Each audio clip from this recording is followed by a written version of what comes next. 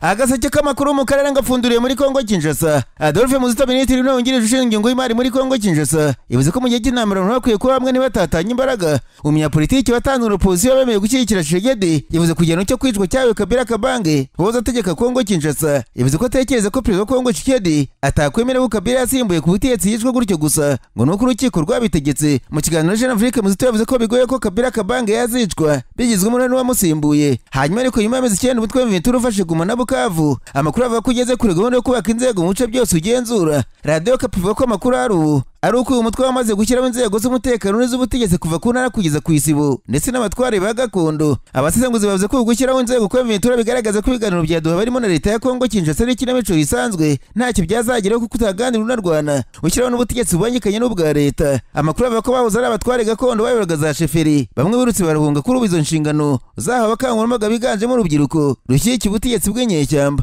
Umutwe wa Ventura kandi kuri ubu nguri gusatira Santire Shabunda muri Kivu Amajyepfo mu gihe ikomeje guhangana n'ingabo za leta ya Kongo n'imitwe y'abazarendo. Sheferi ya Shabunda ni cy'ingenzi kuri Kongo Kinshasa uko gikungaye ku agaciro menshi arimo na zahabu byarahirunze kubera inyungu bihakura. Amakuru yo ku itariki 7 z'Ukwakira yemeza ko Ventura afashe utundi duce turimo Runukuru bituma barerwa n'urugendo rugana muri Santire Shabunda na Mwenga cyane ko benshi mu ry'ingabo za leta bahunze. Ingabo za Kongo n'abazarendo bari ku gitutu cyinje uko bafite impungenge ko Ventura ifata Santire Shabunda vuba. Ku itariki 7 Ukwakira ryarashe amasasu mu kirere abaturage batekereza ko Ventura amaze kwinjira. Hanyuma kandi mu gihe yakomeje gutekerezwa gucyura impunzi z'abanyekongo ziri mu bihugu by'ibituranyi birimo n'u Rwanda, Burundi na Uganda. Mu nama ya 73 ya komite nshingwabikorwa y'ishami ry'umuryango w'umuryango yita ku mpunzi iteranije Geneve kuva ku wa mbere kugeza ku itariki 10 Kongo Kinshasa yashimangiye ko impunzi cyane cyane ziri mu Rwanda zishobora gutaha mu bice bigenzurwa na Ventura.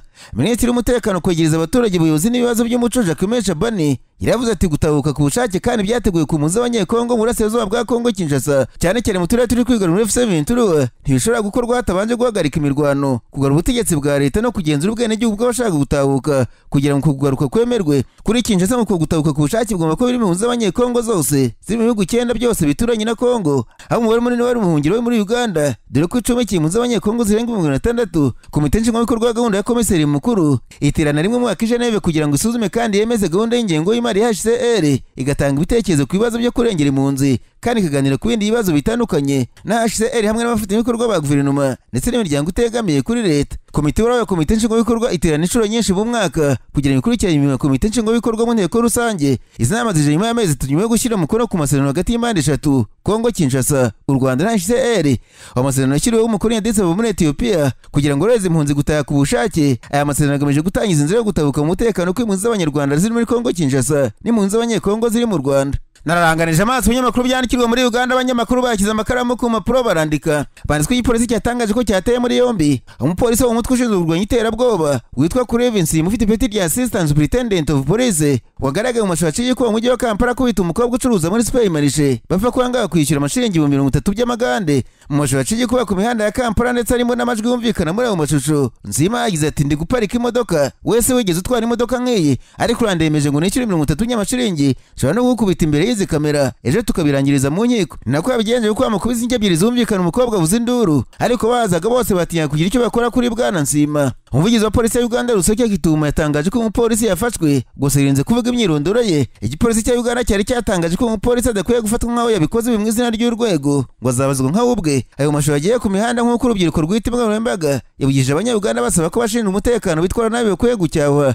Imiryango irengera uburenganzira bwa muntu Uganda ikunze kunenga imitwe yo mu basirikare n'abapolisi ko bakoresha ububasha bafite mu gukandamiza abaturage ntihagire ukopfora. Igipolisi cyavuze ko urubanza rwa Nsima cyane ko umugore wahohotewe yareze ruzabera ku mugaragaro kuva rutangiye kugeza rurangiye kandi ko nawe uri hejuru y'amategeko. Hari inkuru nyinshi ziba muri Uganda abashinzwe umutekano bahoteye abaturage rimwe na rimwe bakabarasa bakanabica. Abakunze guhura n'urw'imbwa hure narwo ku mugezi n'abanyapolitiki barwanya leta. Nasimbukiye muri Kenya abanyamakuru bicaye imbere mudasobwa barandika banatwaye Aida Odinga umugore Aida Odinga utavuga n'ubutegetsi bwa Kenya yavuze ko umugabo ameze neza nta n'igicurane ataka yagiye mu mahanga kuruhuka agamije kuba avuye gato mu mihanda ya politiki ya Kenya. Hari amakuru avuga ko Bwana Odinga uri myaka 80 yabamerewe nabi ndetse arembye akaba ariyo mpamvu atagaragara mu bikorwa bya politiki. Umugore aje gukora ikimeze nk'uruje ku buzima bwe avuga ko adashaka kuba yijanitse muri politiki ari mu karuhuko gato. Aida Odinga yavuze ko nk'umuntu ubana umunsi ku munsi ariwe ufite amakuru ku buzima bwe bwite ndetse n'uko buhagaze kurusha abanyapolitiki b'inyamabi nka Bagashagwa bakwirakwiza ibiva ko ari mu gupfa kubera uburwayi n'izabukuru. Madame Odinga ahamya ko umugabo wari mutaraga kuko yaza kuba arwaye nk'uko abanyapolitiki bamwe babivuga, aba yaramujyanye kwa muganga muri imigore akamwitaho, asaba abantu kutabyitaho kuko nta kibazo afite. Raila Odinga ufata nk'ukuriye abarwanya ubutegetsi muri Kenya bitunguranye haye ikiganza na Perezida William Ruto ibyo kumurwanya bifasha hasi bagabana ubutegetsi. Amakuru amwe avuga ko Odinga uko ngo yagiye hanze y'igihugu ariko bagashimangira ko yagiye kwivuza n'ubwo umugore babihakana. Ubutumwa bwa Madame Odinga buje nyuma y'uko umwe mu depite ku cyumweru nawe yihanukira agasaba ko abanyakenya mu dini yose basengera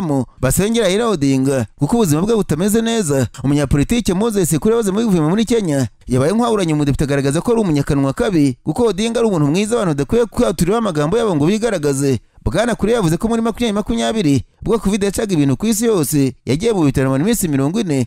Odinga arenga ku mabwiriza yose yabagaho aramusura ndetse umwaka wakurikiyeho ngo amaze amezi 5 ari mu bitaro. Odinga amusura inshuro 3 zose asanga nta mpamvu yo ko abantu bamuvugira uko biboneye muri iki gihe. Agaseke k'amakuru mu karere gafunikire mu rundo abanyamakuru bakoze ba muri no barandika banazwe General yarenga yo mu bunyenguzimo bwabo bugeze mu kaga ubu bafite ikibazo gikomeye cy'agahinda gakabije nk'uko bitangazwa na Pacifique Linazwe imirimo y'uburenganzira bwa muntu mu Burundi. Amakuru aturuka ibuna atangaza ko uwahoze ari minisitiri w'intebe w'u Burundi General Bunyurufunge muri gereza ya Gitega ngo magara ye yaba atifashe neza ku buryo ngo atakivuga ndetse ngo ufite n'ikibazo gikomeye cyo kutabona neza. Petero Claver Mbonimpa umukuru w'ikiramwe rirengera uburenganzira bwa muntu APRODH yatangaje ko ubuzima bwo mu mutwe bwa General Bunyoni bwifashe nabi cyane ngo bugeze na Bunyoni bagiye kumureba mu cyumba afungiwemo bagasanga yishe munsi y'igitanda. Mbonimpa nawe yemeje ko Bunyoni atakivuga. Umuganga wamukora isuzuma yemeza ko Bunyoni ngo agize yabi mu bijyanye n'ubuzima bwo mu mutwe icyo bita détresse psychologique shock proof.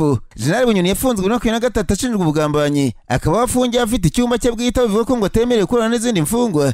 Umugore n'umwana we bemerewe kumusura kabiri mu cyumweru gusa bavugana hari ushinzwe umutekano uhagaze hejuru ariko kubera ikibazo cy'amavuta y'imodoka y'umuryango nawo gusiga umugeraho kabiri mu kwezi. General Hengiyo mu Bunyoni na President Nishimiye baranzwe n'ubushuti bukomeye ku buryo bwo Nishimiye yajyaga ku butegetsi we na Bunyoni batangije icyo bise leta mbyeye ndetse ishingiye ku masengesho. Uko kwezi kwabucye ariko ni kwateye kabiri bitewe n'uko Bunyoni yaje gukekwaho gucagurika ku butegetsi Ndayishimiye birangira amufunze kugeza ubu. Hanze amabwire ko leta ya gisirikare ya Burkina Faso yatangaje ko yafunze abantu 8 bakorana n'umuryango mpuzamahanga w'ubutabazi International NGO Safety Organization ishinja icyo gihugu cy'Abaholandi gukora ibikorwa by'ubutasi n'ubugambanyi ariko umuryango wabyamaganiye kure usaba ko abakozi babo barekurwa. Minisitiri w'umutekano Mahamadou Sane yavuze ko bafashwe bari mu Bufaransa umugore w'umunyafrika ukomoka muri Senegal ufite ubwenegihugu bw'Ubufaransa, umunyaceke, umunyamali ndetse n'umunyaburkina Faso bose bashinjwa gukomeza ibikorwa by'uwo muryango mu ibanga nyuma y'uko ibikorwa byabo bihagaritswe mu gihe cy'amezi 3 ushinzwe gukusanya amakuru yihariye y'umutekano mu buryo butemewe. Minisitiri Sane yavuze ko bamwe mu bakozi b'uyu muryango bakomeje gukora ibikorwa byo gukusanya amakuru no guhura n'abantu ku giti cyabo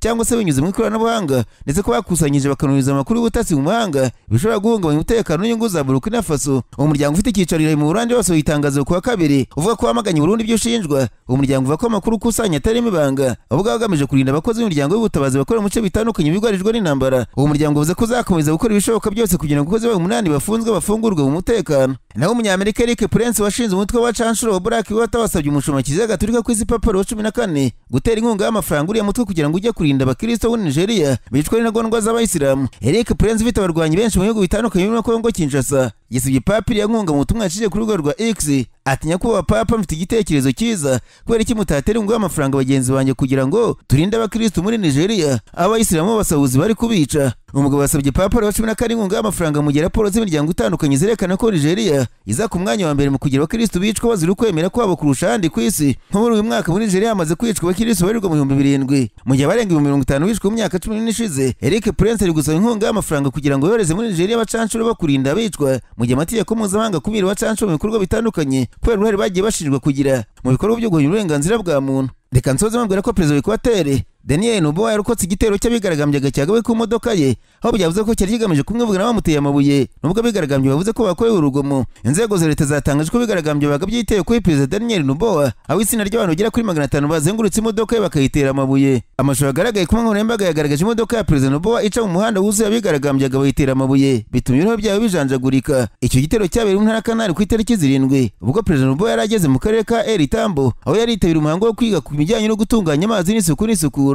Mu itangazo ryashyizwe hanze n'Minisitiri w'Ibidukikije n'Ingufu Ines Manzi Provenzano yavuze ko imodoka ya Perezida Noboa yagaragaje ibimenyetso by'amasasu kandi yamaze gutangwa raporo igaragaza ko habayeho kugerageza kumwica. Manzano yavuze ko kurasa ku modoka ya Perezida kuyitera mu no kwangiza ibikoresho bya leta atari byo kwihanganirwa, kandi ko abantu batanu bikekwa ko bagizemo bamaze gutabwa muri yombi. Ni mu gihe ibiro bya Perezida no byasohoye itangazo nyuma y'icyo gitero bivuga ko bazakurikirana babigizemo uruhare kugira ngo bashyikirizwe ubutabera. Byatangaje ko bakoze ibyo bikorwa by'ubugizi bwa nabi bari bagamije guhagarika ishyirwa mu bikorwa by'umushinga ugamije kuzamura imibereho myiza y'abaturage, kandi ko bafashwe bazaburanishwa ku byaha by'iterabwoba ndetse no kugerageza kwica Perezida.